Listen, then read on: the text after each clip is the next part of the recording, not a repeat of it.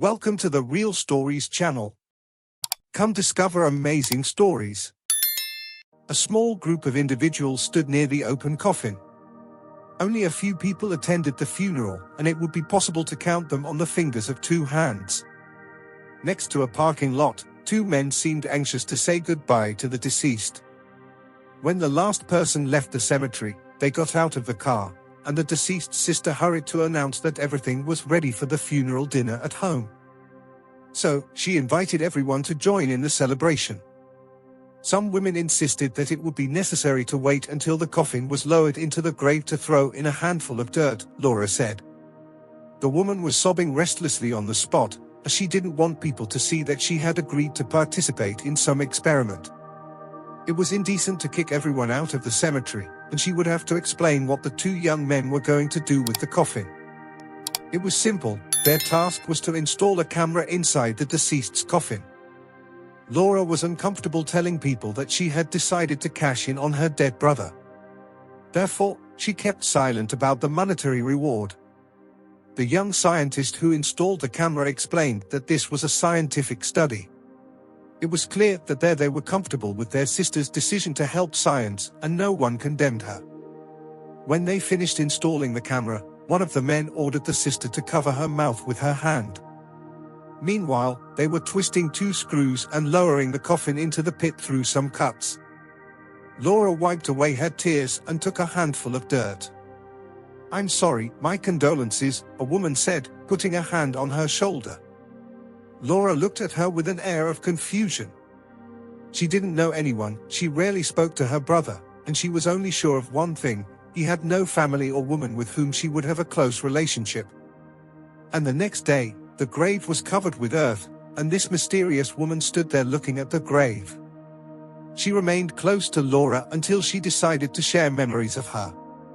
The deceased's sister listened to the old lady and wondered why anyone would think she was interested in these conversations. Her brother was 7 years her senior, and they had no common interests.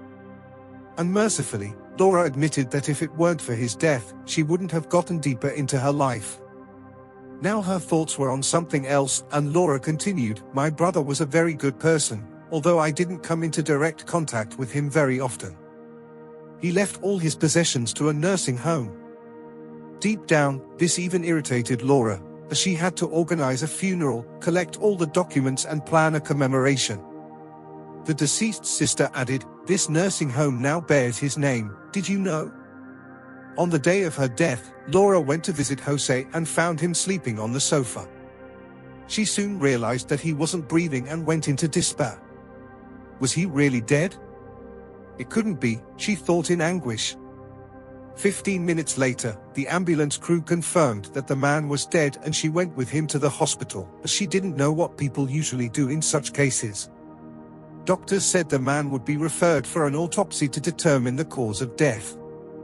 Laura was lost and had never imagined that her visit would end like this. So, she asked to skip this procedure, but it was explained that the rules would not be violated if a person did not suffer from any illnesses. The sister recalled that her brother had complained of a heart and told the doctors, who found that the man indeed had heart problems, but only a pathologist could confirm the exact cause of death. "Can you say the exact cause of death?" So, the elderly lady had no choice but to agree, but two boys helped. For several days they were looking for volunteers who would agree to an experiment. Since arbitrary cannot carry out any experiments on a cadaver, they obligatorily needed the consent of relatives of a deceased person, and so far they had not obtained any. So this sister and brother was the perfect option for them. Laura regretfully informed them that a pathologist would soon be taking care of her brother, but in the end, these young scientists convinced the doctors that there was no need to perform an autopsy.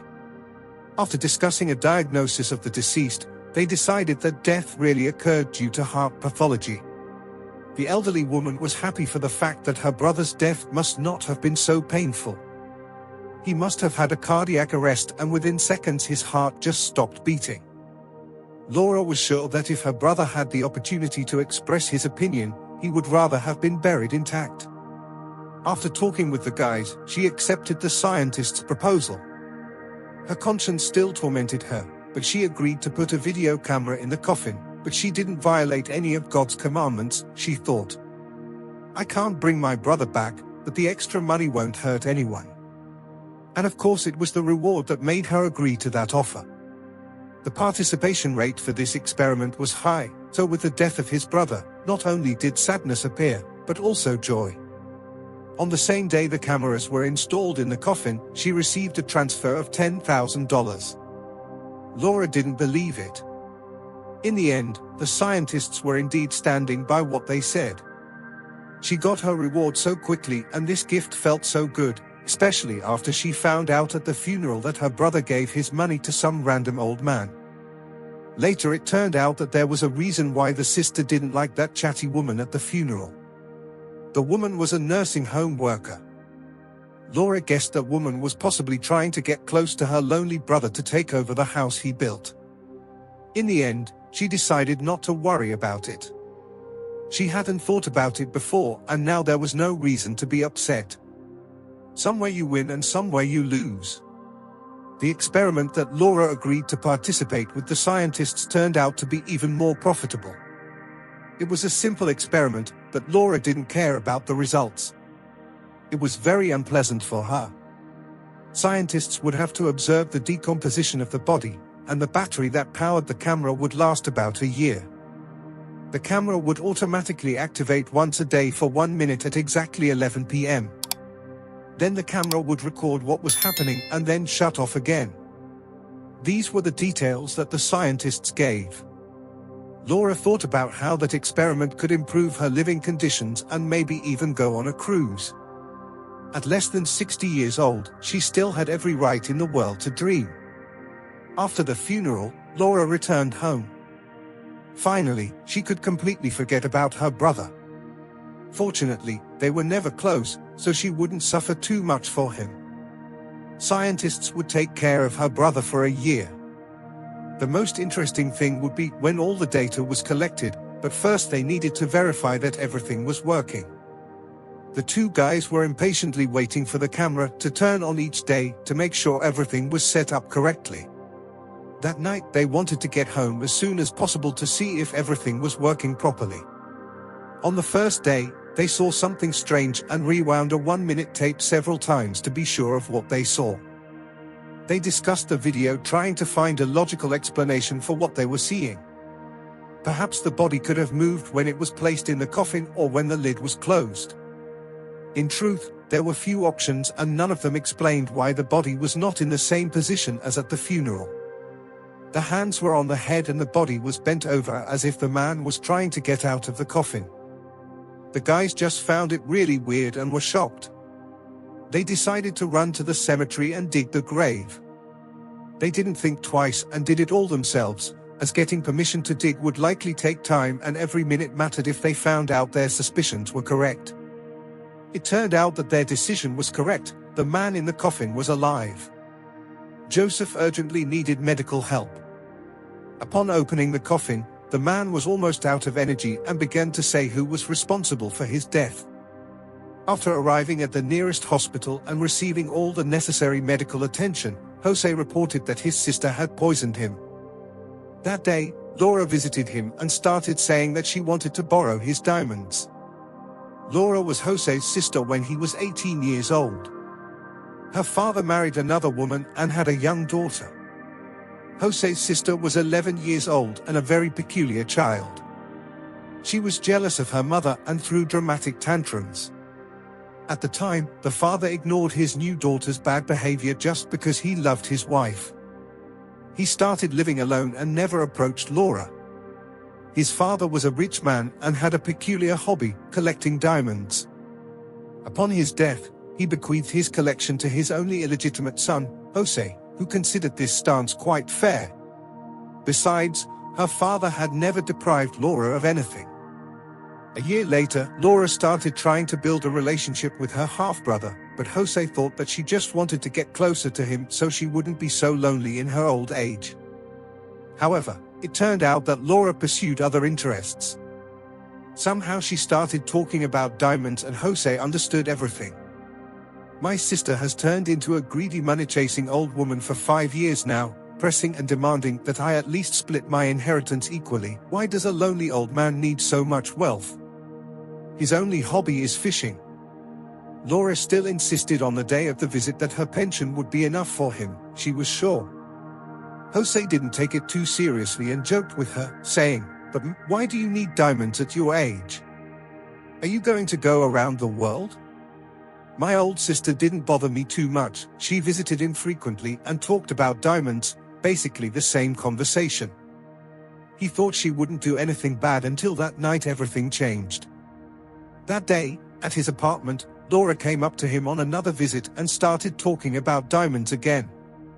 She said that she was already quite tired of these conversations and that it would be better for him to voluntarily share the inheritance with her.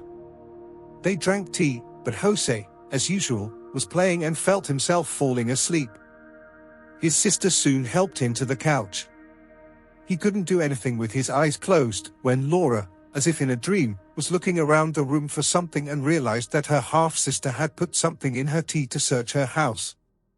The old man didn't expect such trickery and he didn't even imagine that his sister wanted to kill him. Then he woke up in a coffin. Apparently the sister went too far with the sleeping pills as he had heart problems, and it was surprising that after such a huge dose of medicine he survived it all. Somehow he got lucky. Laura didn't want to sacrifice her brother. She planned to find the diamonds and take them while he was sleeping. Knowing her brother, she knew he wasn't going to turn to the police, and if she did, she would strongly deny everything. But she didn't find any jewelry at home and tried to wake her brother to force him to confess where she hid them. But he showed no signs of life, so she came up with this plan. She put the glasses away so no one would see that they had been drinking together and claimed that she discovered her brother's body when he entered the open house. She was left with nothing, but luckily, no one suspected anything.